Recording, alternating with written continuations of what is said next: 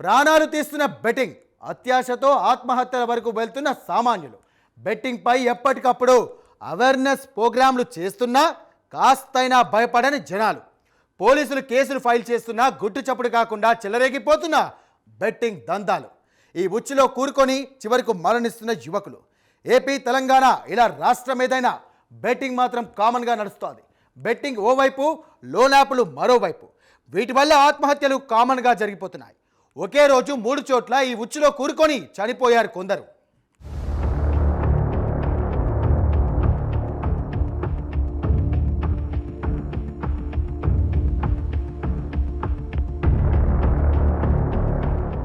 తక్కువ సమయంలో ఎక్కువ డబ్బు సంపాదించాలనే ఆశతో ఆన్లైన్ బెట్టింగ్కు బానిసలై యువకులు ఆత్మహత్యలకు పాల్పడుతున్నారు.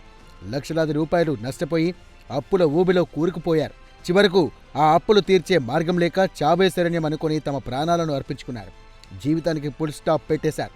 నిజామాబాద్ జిల్లాలోని ఇందల్వై మండలం నల్లవెల్లి గ్రామానికి చెందిన పానాస అనిల్ ఆన్లైన్ బెట్టింగ్ ఉచ్చులో పడి 15 లక్షలకు పైగా నష్టపోయాడు.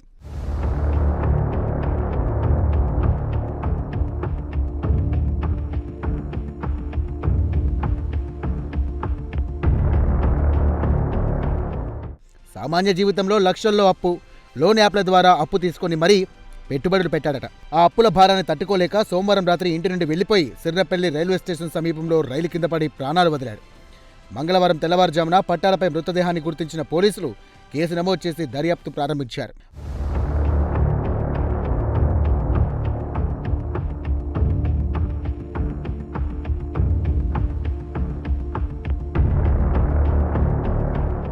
మరో ఘటనలో యాదాద్రి భువనగిరి జిల్లా చౌటుప్పల్ మండలం తంగడపల్లి గ్రామానికి చెందిన బాలగోని పవన్ కుమార్ ఇదే తరహాలో తనువు చాలించాడు. స్థానికంగా పశువుల దాన దుకాణం నిర్వహించే పవన్ ఆన్లైన్ బెట్టింగ్కు అలవాటు పడి లక్షల రూపాయలు పోగొట్టుకున్నాడు. గతంలో ఒకసారి తండ్రి మందలించినా మళ్లీ అదే వ్యసనానికి నోరై భారీగా అప్పులు చేశాడు. ఈ క్రమంలో తండ్రి మందలిస్తాడని మనస్తాపానికి గురైన పవన్ మంగళవారం ఇంట్లో ఎవరు లేని సమయంలో ఉరివేసుకుని ఆత్మహత్య చేసుకున్నాడు.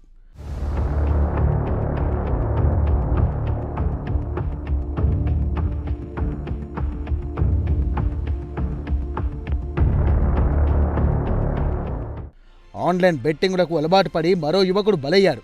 హైదరాబాద్ మీర్పేట్ పోలీస్ స్టేషన్లో ఓ యువకుడు బెట్టింగులకు బానిసై ఆత్మహత్య చేసుకున్నాడు. నందనవనంకు చెందిన కోట్ల లక్ష్మీకాంత్ అనే యువకుడు స్నానం చేస్తానని చెప్పి ఇంట్లోని బాత్రూంలకు వెళ్లి ఇనుప రాడ్డుకు ఉరివేసుకొని మరణించాడు.